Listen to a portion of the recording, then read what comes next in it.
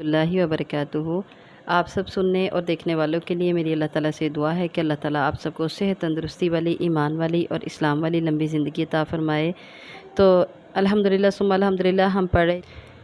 ہم لوگ پڑھ رہے تھے حدیث نمبر 25، جس میں ہم نے پڑھا کہ نبی کریم صلی اللہ علیہ وسلم کے پاس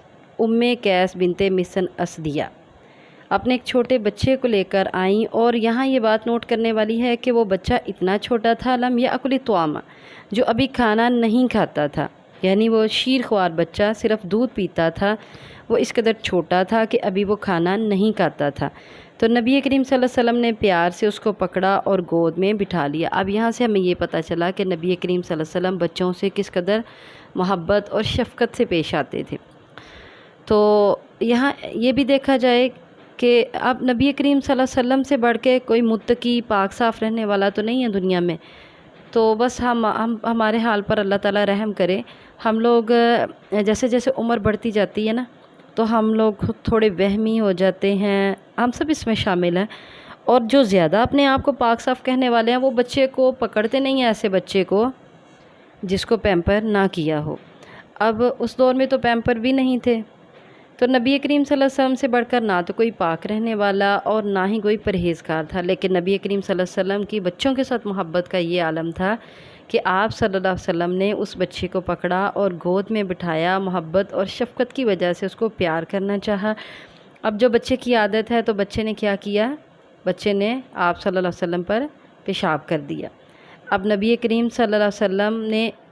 اس بچے سے نہ تو نفرت کا اظہار کیا، یہاں یہ دیکھنا ہے ہم نے، حدیث کے الفاظ ہیں کہ آپ صلی اللہ علیہ وسلم کی گود میں اس نے پیشاب کر دیا، تو آپ صلی اللہ علیہ وسلم نے پانی منگوایا، کمال شفقت کا مظاہرہ کیا۔ آپ صلی اللہ علیہ وسلم نے پانی منگوایا اور پانی منگوا کر اس پر چھینٹے مارے، چھڑکا دیا اس کے اوپر، ولم یغسلہ، اور اس کو دھویا نہیں۔ لیکن یہاں پوائنٹ جو آپ نے نوٹ کرنا وہ یہ ہے کہ بچہ ابھی چھوٹا ہے، شیر خوار ہے، صرف دودھ پیتا ہے ماں کا، اور اس کے علاوہ کوئی چیز نہیں کھاتا، کوئی کھانا بنا، کوئی سالن، کوئی اس طریقے کی جو آگ پہ پکنے والی چیزیں ہیں وہ نہیں استعمال کرتا۔ اچھا، اسی حدیث میں آگے ام المؤمنین اما عائشہ رضی اللہ تعالی عنہ کے بارے میں کہا گیا کہ ان کی روایت ہے کہ جب آپ صلی اللہ علیہ وسلم کے پاس بچہ لایا گیا اور اس بچے نے آپ صلی اللہ علیہ وسلم کے اوپر پیشاب کر دیا، تو آپ نے اس کے پیشاب پر پانی بہا دیا اور اس کو دھویا نہیں، الگ سے دھویا نہیں۔ اب یہ ایک اہم مسئلہ ہے، اور خصوصاً عورتوں کے لیے تو یہ بہت بڑا مسئلہ ہے۔ اب یہاں ایک چیز ہم نے نوٹ کرنی ہے کہ نبی کریم صلی اللہ علیہ وسلم ہمیں وہ مسائل بھی بتا رہے ہیں جو عورتوں کے مسائل ہیں۔ جس طرح سے نبی کریم صلی اللہ علیہ وسلم نے ہمیں نماز کا طریقہ بتایا، اور ہمیں وہی طریقے سے نماز پڑھنی ہے، کیونکہ ہمیں کسی عورت نے وہ طریقہ نہیں بتایا، نبی کریم صلی اللہ علیہ وسلم نے بتایا۔ بچوں کو اٹھا کے گود میں بٹھا کے کمر پہ چڑھا کے نماز پڑھ کے نبی کریم صلی اللہ علیہ وسلم نے طریقہ بتایا کہ کس طریقے سے بچے جو ہیں ان کو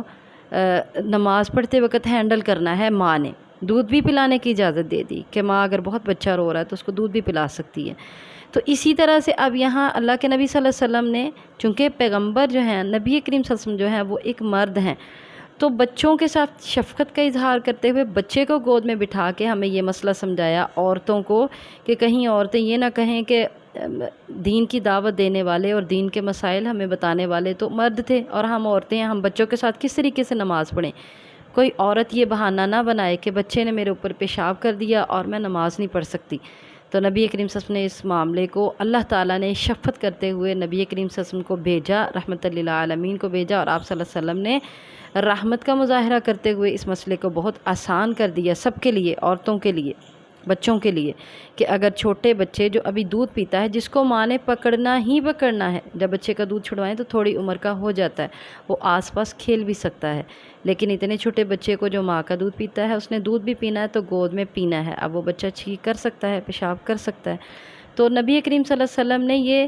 نمونے کے طور پہ، پریکٹیکلی طور پہ ہمیں واضح کر کے دکھایا اس بات کو کہ اگر چھوٹا بچہ پیشاب کر دے تو اس کا کیا حل ہے۔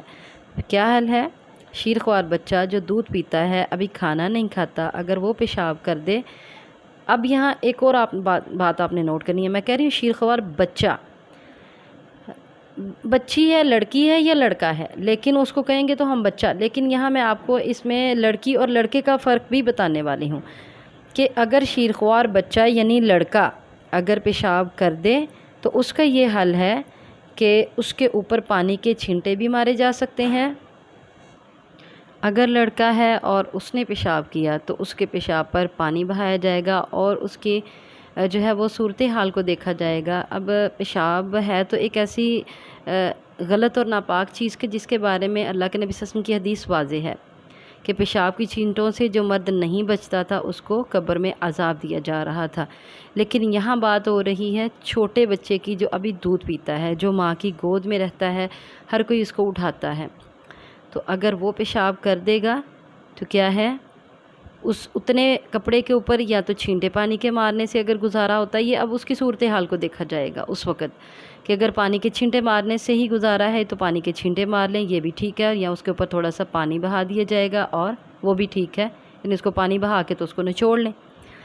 تو ایک طریقہ یہ ہے۔ اب یہ میں نے جیسے آپ کو کہا تھا، یہاں پوائنٹ کی بات آپ نے یہ نوٹ کرنی ہے کہ میں کہہ رہی ہوں شیرخوار بچہ۔ اب ایک ہوتی ہے شیرخوار بچی یعنی لڑکی، مؤنث میں اگر آئیں گے تو بچی اگر پیشاب کر دے گی تو اس کو اتنے حصے پر، جتنے حصے پر بچی کا پیشاب لگا اتنے پر پانی ڈال کے، پانی بہا کے تو اس کو صاف کر لیا جائے گا، یعنی اتنا حصہ دھو لیا جائے گا۔ سارے کپڑے وہاں بھی دھونے کی ضرورت نہیں ہے۔ ہاں اگر ہمارے پاس کپڑے بہت زیادہ ہیں، ہر کسی کے حالات ایک طرح کے نہیں ہوتے، جیسے پہلے نبی کریم صلی اللہ علیہ وسلم کے دور میں اور نبی کریم صلی اللہ علیہ وسلم اور صحابہ کرام سبھی مسلمانوں کے پاس کپڑے کم ہوا کرتے تھے، تو اس وجہ سے اللہ تعالیٰ نے ہر کسی کے لیے آسانی فرمائی ہے۔ اور اگر آپ کے پاس کپڑے اتنے ہیں اور دھونے میں کوئی مسئلہ نہیں ہے تو کپڑے چینج بھی کیے جا سکتے ہیں، لازمی نہیں ہے کہ انہی کپڑوں کو دھو کے، اتنے ہی پیشاب کو دھو کے وہی کپڑے دوبارہ پہنے جائیں۔ اگر کپڑے بہت زیادہ ہیں تو ان کو چینج بھی کیا جا سکتا ہے، پھر چاہے بچے کا پیشاب ہو یا بچی کا ہو، ہر صورت چینج کیا جا سکتا ہے۔ اور اگر نہیں ہے اتنے، جیسے ماؤں کے پاس گھر میں کام کاج کرتے ہوئے، بچوں کو پکڑتے ہوئے، دودھ پلاتے ہوئے بار بار یہ کام ہو رہا ہے، تو مائیں بار بار کپڑے تو نہیں چینج کر سکتی، تو اس میں پھر یہ سہولت دی گئی ہے کہ اگر بچہ پیشاب کرے تو چھینٹے مار دیے جائیں، بچی پیشاب کرے تو اس کے اوپر پانی گرا کے اتنا حصہ کپڑوں کا دھو لیا جائے۔ اچھا، اس حدیث میں ایک اور مسئلہ یہ بھی سمجھ میں آتا ہے کہ کسی بھی بزرگ، نیک، صالح اور متقی بزرگ کے پاس اپنے بچوں کو لے جانا، برکت کے حصول کے لیے ان کی گود میں ڈالنا اور ان سے بھی محبت کا اظہار کرنا، یعنی اس نیک صالح بزرگ سے بھی محبت کا اظہار ہی ہوتا ہے نا کہ ان کی گود میں ہم جا کے اپنے بچے کو بٹھا دیتے ہیں کہ ہمارے بچے کو پکڑ لیں، تو ان سے اس کی قسم کی محبت کا اظہار کرنا اور اپنے بچے کو حصول برکت کے لیے ان کی گود میں بٹھانا یہ جائز ہے، جس طرح صحابہ کرام اپنے بچوں کو نبی کریم صلی اللہ علیہ وسلم کی گود میں بٹھایا کرتے تھے، یا پھر اپنے سے زیادہ جید صحابہ کرام اپنے سے بڑے صحابہ کرام کی گود میں بٹھایا کرتے تھے۔ آپ عمدۃ الاحکام، اور اس میں ہمارا باب تھا مزی وغیرہ کا بیان۔ اس میں آج انشاءاللہ العزیز ہم پڑھیں گے حدیث نمبر 25 اور لیسن نمبر 25۔ تو آئیے سٹارٹ کرتے ہیں۔ نحمدہ ونصلی علی رسولہ الکریم۔ ان ام قیس بنت محصن الاسدیتی، ام قیس بنت محصن اسدیہ، اس سے روایت ہے انہا، یہ کہ وہ اتت بابن اللہ،